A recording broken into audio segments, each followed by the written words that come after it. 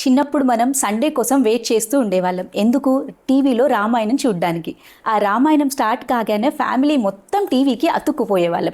మరి అలాంటి రోజులు మళ్ళీ వస్తే ఎంత బాగుంటుంది కదా. మరి అలాంటి రోజులు మళ్ళీ తీసుకురావడానికి పూనుకున్నారు మన ప్రణవానంద్ ప్రభుజీ గారు.